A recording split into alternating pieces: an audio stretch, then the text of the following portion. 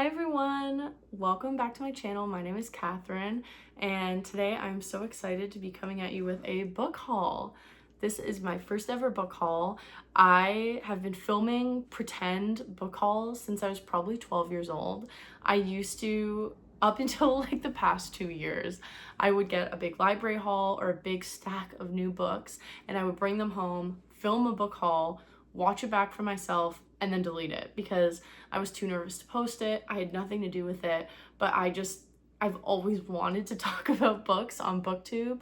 So I just wanted to say thank you so much from the bottom of my heart to anyone that's watching, liking, commenting, interacting. I have felt so welcomed and supported by Booktube. It has been so fun to become a part of this little community, and I really appreciate everyone for all of your love and support and engagement, and it's been so great to make so many new friends on this little corner of Booktube, so thank you. So I'll get into my book haul.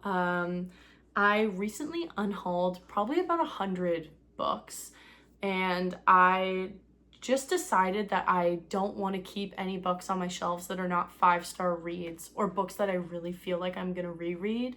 And it's not that I don't want to own a lot of books. I would love to have a huge library one day, but I just think if I want to accomplish that, I want to have books that I love on my shelves. And I also read at such a pace that if I kept every book I read, like, it's just, I'll never be able to keep that many books. It's not feasible. And I've also just discovered the joy of giving books away to people that I love, and like really great 3-4-star reads that I liked, and I think, oh, my good friend would like this, or my coworker would like this, or my hairstylist would like this. I've been sharing some on Instagram and sending them to friends I haven't talked to in years. So it's been a really fun way to reconnect with people. My long-winded way of saying I've got some space on my shelves. So I decided to buy some new books and treat myself because I haven't really hauled a lot of books in a really long time. So I'm very excited. So I'm just gonna get right into it. My birthday month just passed as well, so I've come into a lot of books as well. So I spent my birthday money at the book outlet, which I'm sure I don't need to explain to you because it's just so popular on Booktube. But the book outlet is a Canadian website where you can get books at a really discounted price. Usually they're in almost perfect condition, except sometimes they'll have little dots, or they might have a sticker, like a Walmart or Target sticker on it. But other than that, they're usually in great condition and you can get them for a really discounted price. So I'm gonna start with the books that I got from the book outlet. The first is Young Queens by Leah Redmond Chang. This is about the intertwined lives of Catherine de Medici, her daughter Elizabeth de Valois, and Mary, Queen of Scots, and how these 3 young women's lives intertwined. It follows the lifespan of their lives. I know very little about the Tudor era, and I really want to know more, and I saw that this had really great reviews. I think Steve Donahue reviewed it. I'm not sure off the top of my head, but I've heard a couple people talk about this book in a positive way, so I'm very excited to pick this one up. The next book is Kelly Bishop's memoir, The Third Gilmore Girl. I don't really read a lot of celebrity memoirs. I just kind of find them meh, unless I really love or I'm interested in the celebrity. And I love Kelly Bishop. I love Chorus Line. I love Gilmore Girls. I grew up watching it with my mom every night. Whenever I'm feeling sad or lonely, I always have Gilmore Girls on. I watch it every fall. I watch it every winter. It's a comfort show for me. So I just had to pick up this book. I've also heard pretty good reviews about it, and it is a really short little celebrity memoir. So I'm looking forward to this one. The next book is Marmee by Sarah Miller. This is a Little Women retelling from Marmee's point of view, which is the mother of the girls in Little Women. I have a really hot take on this one. Little Women is my favorite movie of all time. I'm yet to read the book. I have it. It's on my winter TBR. I will be reading it, but I saw Gloria Z. Thompson just had such amazing things to say about this one that I decided to pick it up anyway and hopefully read it after Little Women. So I'm very, very excited to read this one. The next book is Trespasses by Louise Kennedy. This is a pretty short contemporary fiction novel. I guess it's historical fiction. It's set in Belfast during the Troubles, and it's about a Catholic woman who runs a pub and teaches, I believe, at a church. Yeah, teaches at a church, yeah. And she gets involved with a Protestant barrister who is actually defending IRA members. So it just follows their stories and how they're intertwined. I'm really interested in this. One, I think the cover is just beautiful. The Troubles is a time period that's really interesting to me. I read Say Nothing this year and it was incredible. It just stoked my interest and passion for the Troubles even more. So I think it's very interesting, but I've never read any fiction set in that time period. So I'm very excited about this. I'm hopeful to read this for the Irish readathon that Words of Clover hosts every year. But I'm so excited for it that I might end up picking it up before that time comes. I haven't really seen anyone on BookTube talk about this book though. So if you've read it, please let me know. The next book is Unfollow, a memoir of loving and leaving extremism by Megan Phelps Roper. This is the story of a woman who grew up in the Westboro Baptist Church, which is an extremist Baptist church that's based in Kansas, and she left the church in adulthood. I'm so interested, I've mentioned before in videos about cults, high control religions, and specifically about people that leave those types of groups. So I'm very interested in this story and to learn more about the Westboro Baptist Church. I only know what I've seen online, which is extreme hateful protests and some of the like almost goofy material that they produce. So I'm really interested in picking this one up. The next book is The Boys in the Boat. I won't talk too much about this one because I talked about it in my not my last video, but the video before my August TBR. I am hopefully going to read this for summer sport. This follows the 1936 American rowing team. So very excited to pick this one up. I saw it recommended a very long time ago by Audrey at Audrey Approved, and I'm just really excited to read this one in the summer and to have a hard copy of it. When I saw it on Book Outlet, I was so excited that I would be able to own a hard copy of this to read this summer. And then the last book I got at Book Outlet is the second volume of Lore Olympus by Rachel Smythe.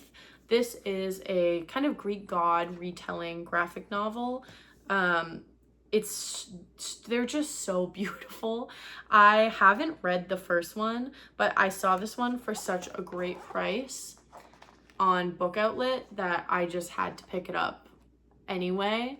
The only thing that I didn't really notice is that this version is a hard copy and my first version is a paperback. So they don't look alike at all on the shelves. So I'm not really sure what I'm going to do about that because that does kind of drive me crazy when I have misaligned series.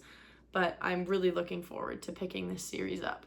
I'm kind of saving it for when I'm feeling a little bit slumpy because I can just get through graphic novels so quickly and just get so immersed in the story, and also to check off that I've finished a book on Storygraph. But I'm so excited to pick these up. Next, I found all three of the Love series by Ali Hazelwood on Facebook Marketplace. I got these for $10. They're in perfect condition.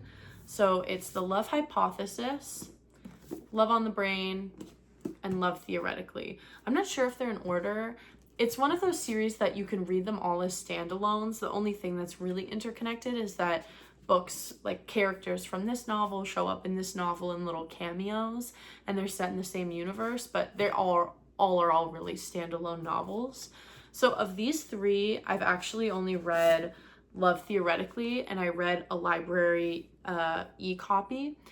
I love these books in a garbage way, which is so fitting for Garb August. They're just like good garbage, in my opinion.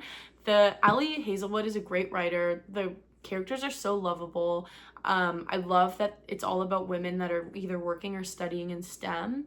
I think that her characters usually have some sort of kind of quirk, personality trait, disability that makes them unique that she does a really great job exploring. So for example, in Love Theoretically, the main character is type 1 diabetes, which I did not realize until I was reading, and I have type 1 diabetes, so I think maybe that's why I love her writing so much, because the gasp, like that little, anyone who has a disability or a disease like that knows, like that representation is just like, oh my God. And it was just like the coolest thing ever. I mean, the books are good, but they're good garbage. Like, the men are tall and built like a fridge, and the girls are wearing galaxy leggings, and they make these stupid jokes, and they're in these impossible situations that would never happen in real life, but they're just fun, they're light. It's like watching a rom-com, right? You're not going into it like looking for high cinema, but they're such a fun, good time anyway. So I'm really excited. I did really like this one more than I was expecting to. So I'm excited to have all three in the series and have the other two, Love on the Brain and The Love Hypothesis, to pick up maybe for Garb August, and also just when I'm feeling a little bit slumpy. Another great thing that I love to read when I'm feeling slumpy is rom-com books. Where should I go next? I'm gonna go next to some of the gift books that I got in July. The first one is, I just wanted to throw this one in quickly. It's the Sipster's Pocket Guide to 50 Must-Try Ontario Wines. I'm from Ontario. I love wine. I specifically love local wine. So this was a great little gift. It just has all the different types of wine, like whites, reds, rosés, sparkling, dessert, and it gives a little explanation, how much they cost, what the body is like, what to pair them with, which I think is fun.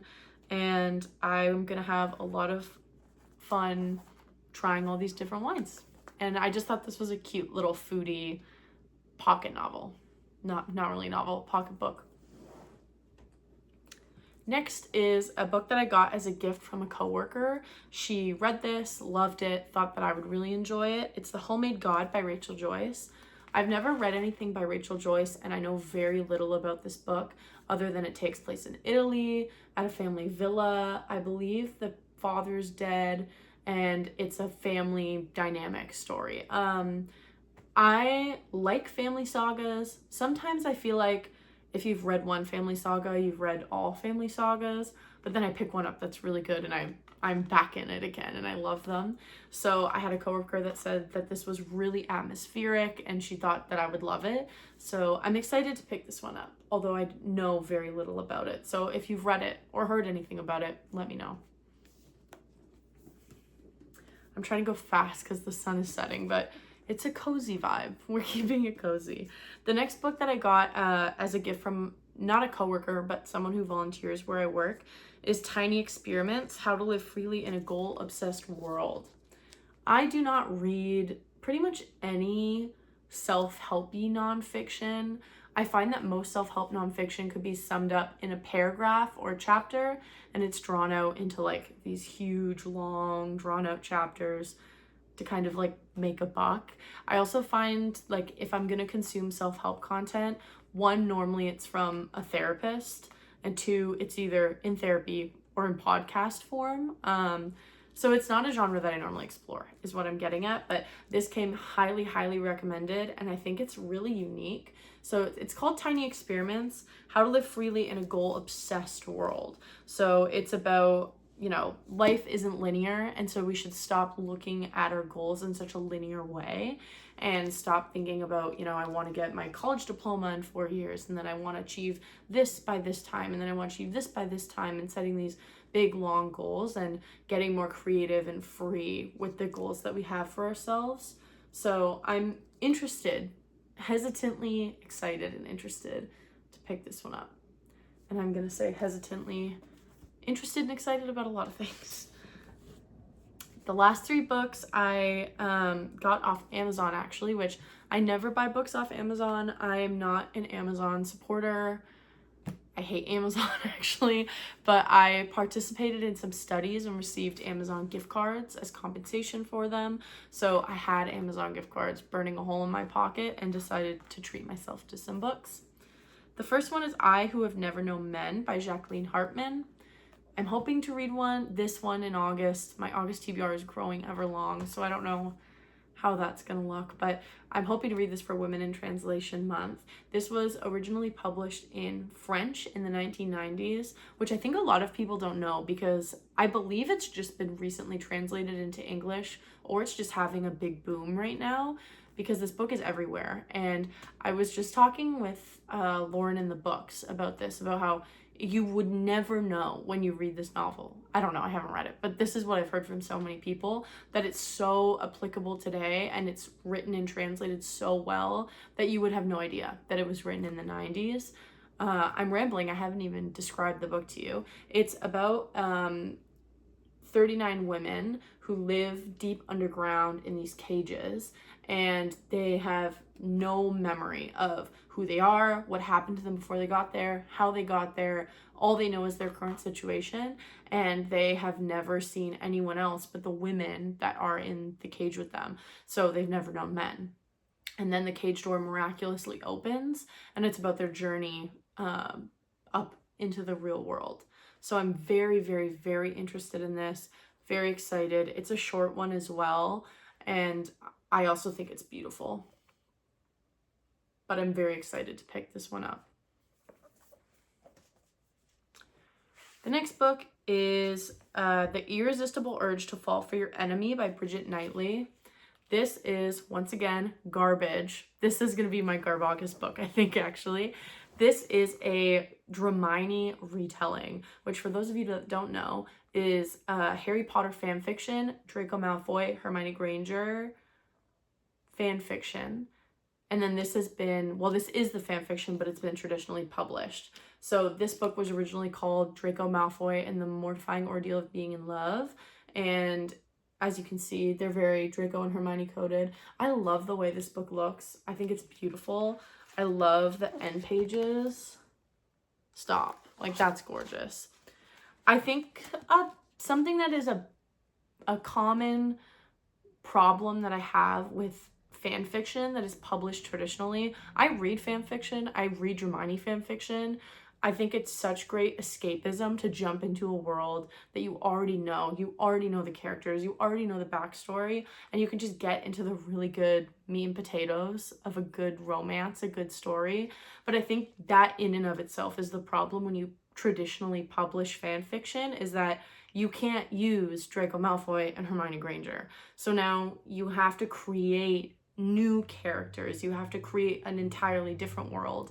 And I think it can be really hard sometimes for authors to do that within the story that they've already written that was originally fan fiction. So this one, for example, like, she really creates, like, the world almost reminds me more of Star Wars, if I'm being honest. When Osric Mordaunt, member of the Farian Order of Assassins, falls ill, he realizes he needs the expertise of a very specific healer. As fate would have it, the healer belongs to an enemy faction, the Hellian Order. So it kind of, there's a glossary. It's almost like more of a sci-fi take in this one. So I'm really interested to see if the author can pull it off. I haven't read any reviews of this yet. I've kind of been waiting. I don't really want to read reviews until I've formed an opinion myself. Anyway, that's my really long-winded rant about fan fiction, but I'm really excited to pick this one up and see if the author can pull it off. I love enemies to lovers. I really like romantasy. Once again, I think it's going to be garbage, but I think it's going to be good garbage that I'm just going to absolutely devour, hopefully. So I will keep you posted on this one. And then my very last book is American Sirens by Kevin Hazard. This is the incredible story of the Black men who became America's first paramedics. So I studied to be a paramedic in college. My partner's a paramedic, and so anything medicine, but specifically paramedicine, is always so fascinating to me. I think it's so interesting, and it really is just like a passion of mine. And so this is the story of the Freedom House Paramedics, which is a group of young Black men who became the first paramedics, I believe in the 1970s. Yeah, the 1970s in Pittsburgh. So I think this is going to be really, really, really interesting. I saw a Book Olive talk about this on her channel, and I'm just so fascinated by this story. Anyway, I keep saying fascinated, interesting. I don't know what else to say. I bought these books because they fascinate me and I'm interested in them. So I just can't wait to sink my teeth into this one. I think it's going to be really, really great, and I will let you know what I think. So that is my excessive birthday book haul and my late night cozy rambles. I apologize. I think it's gotten a little darker since I started filming, and I think this is probably my longest video yet as well. But I just had a lot of fun with this one. So thank you so much for watching and for all of your support, and I will see you in the next one.